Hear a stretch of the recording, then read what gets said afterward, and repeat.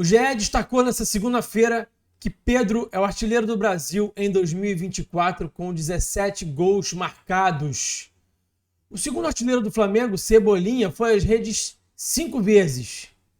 Será que o rubro-negro está vivendo uma Pedro-dependência? Esse é o tema do vídeo de hoje. E aí, vamos falar de tática?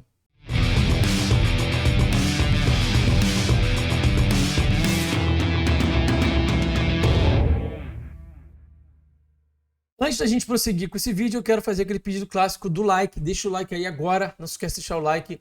E também se inscreve no canal, que é muito importante para o crescimento aqui. Também convido vocês a virarem membros do canal Falando de Tática. A partir de R$5 você ajuda aqui o nosso trabalho independente, dá uma força para o canal e tem benefícios muito legais em troca. Clica aqui em Seja Membro, também tem o link na descrição do vídeo.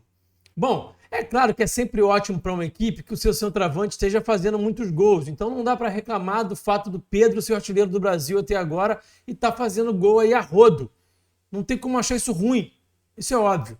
Por outro lado, é importante também para uma equipe que ela esteja com os gols um pouco mais equilibrados entre os seus atletas, entre seus jogadores de frente especialmente.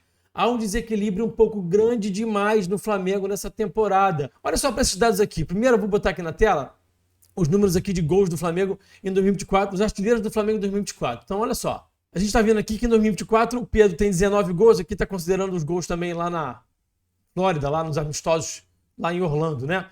E o Cebolinha tem 5, o Bruno Henrique tem 3, o De Arrascaeta tem 3. Se a gente fizer uma conta aqui rápida de padaria, rapidinha, e levar em consideração que o Flamengo ainda está quase na metade da temporada, vamos dizer que esses caras vão dobrar esses gols aí proporcionalmente, se esse quadro se mantiver, né? Então vamos dizer que o Pedro vai fazer um pouquinho mais do que o dobro, todo mundo vai fazer um pouquinho mais do que o dobro do que está fazendo agora, tá? Então vamos dizer que o Pedro vai a 38 gols, 37 gols, por aí, tá? Contando só os gols nos jogos oficiais, tá com 17, né? Então vamos botar aí 38, tá?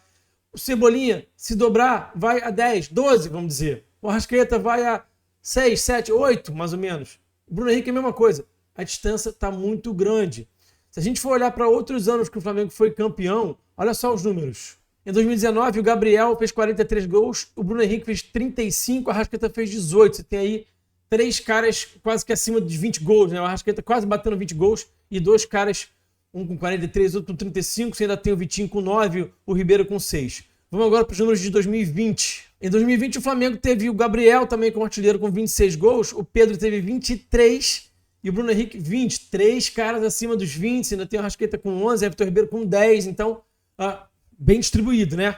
Vamos agora para 2022. Em 22, Pedro e Gabriel dividiram a artilharia com 29 gols. Você teve o Arrascaeta com 13, e aí o Lázaro com 8, o Ribeiro com 7, o Marinho com 6, o Matheus França com 6. Então, um pouquinho mal distribuído de uma forma geral, mas tem 2 caras fazendo muito gol, é um só. Então, eu estou querendo dizer que o Flamengo não vai ser campeão se não conseguir distribuir melhor esses gols? Não, mas volto a repetir.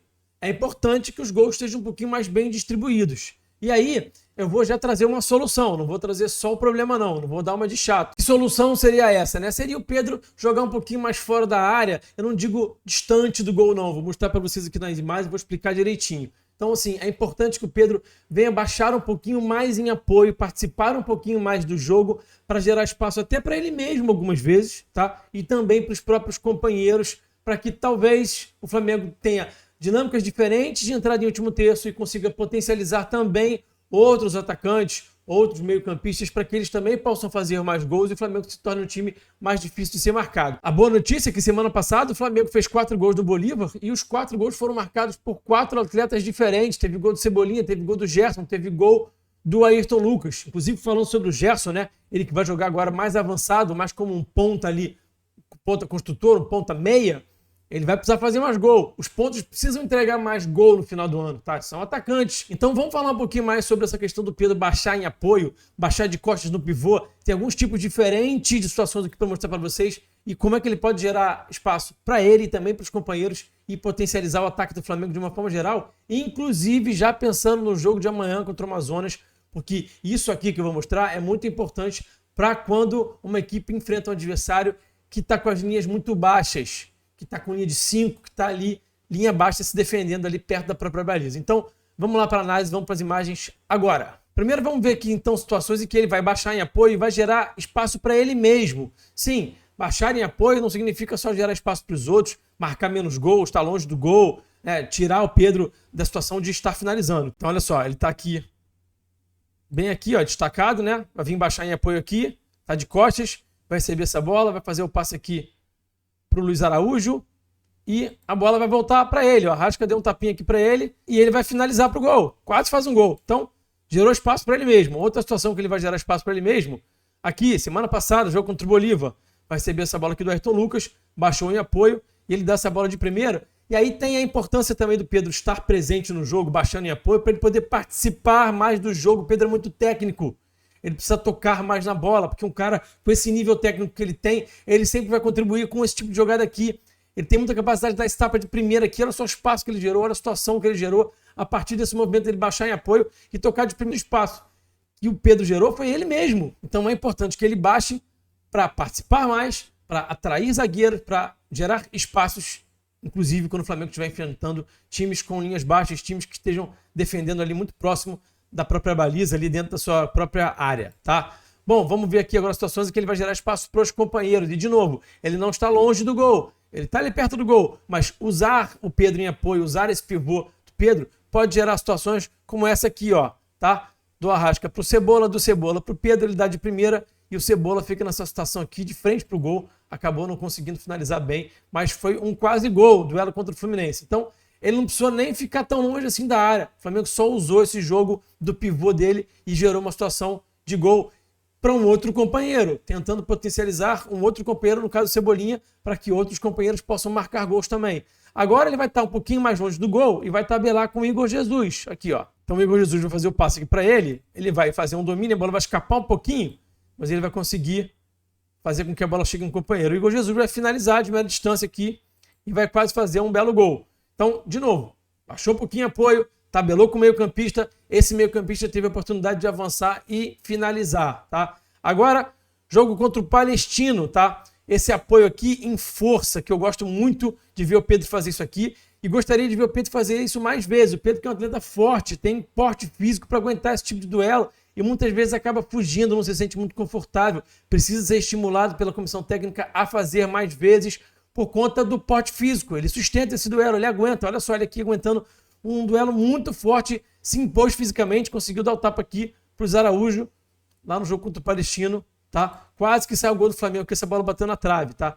Mais uma situação dele em apoio, agora não mais em força, mais distante também, né? O Flamengo ganhou uma segunda bola, ele recebeu o passe aqui do Gerson, e por que é importante, de novo, ele estar em apoio? Por conta da capacidade técnica que ele tem, tanto de primeira, como a gente viu agora há pouco, mas também agora ele vai girar e vai dar um tapa lindo, ó, pro Cebola também. O Cebola normalmente é o mais beneficiado, porque o Pedro gosta de baixar mais para esse lado esquerdo aqui. Até acho que ele poderia variar um pouquinho mais, baixar mais pelo lado direito, porque para ele aproveitar esse espaço para ele mesmo, quando esse passe vier para trás da direita, ele chega em melhores condições de chapar com o pé bom, tá? E aqui ele vai gerar uma situação que não deu em nada, mas seria um espaço aqui para o Gabigol, que estava chegando na área aqui e poderia ter recebido esse passe, tá? Então não foi para ele mesmo, foi para um companheiro, mas de novo, potencializando os companheiros, tá? Isso é importante, isso pode gerar mais gols de companheiros e equilibrar um pouquinho melhor essa balança. Esse aqui, um tapa lindo que ele deu, né, no jogo contra o Bragantino, pro De La Cruz. O Flamengo conseguiu roubar uma bola, sai em transição rápida, joga essa bola nele, aproveita o talento do Pedro,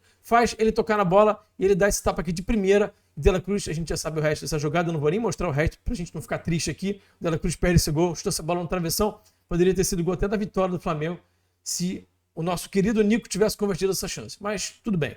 Bom, mais uma situação aqui em que ele vai baixar em apoio, de novo, mais próximo da área, mas se afastando muito bem do zagueiro, né? Muito bem colocado aqui, com tempo e espaço para poder trabalhar, ó. Foi muito inteligente nessa movimentação aqui, ó, tá?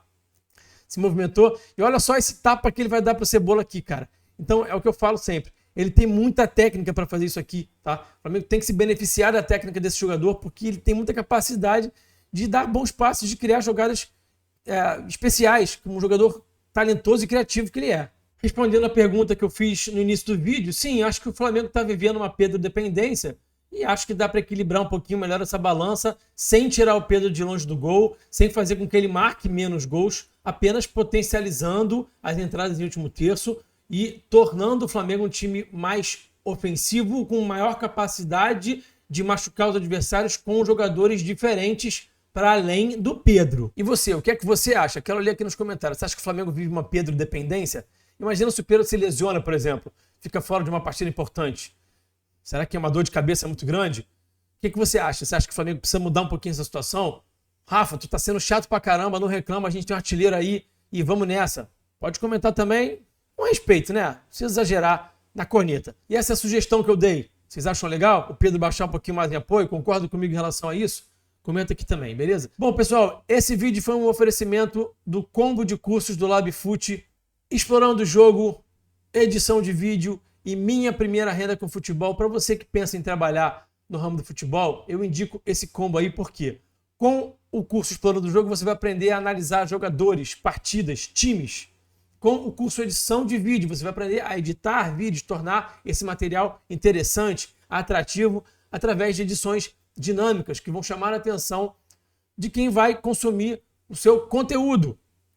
E através do curso Minha Primeira Renda com Futebol, você vai aprender todas as ferramentas, tudo que você precisa saber para poder monetizar esse conhecimento adquirido com os outros dois cursos. Perfeito? Então, se você se interessou, clica aqui no link da descrição que está na promoção, exclusiva aqui para o canal Falando de Tática. Então, não perde tempo, o link está na descrição, acessa agora e adquira o seu. Combinado? Até o próximo vídeo, aquele abraço e eu fui!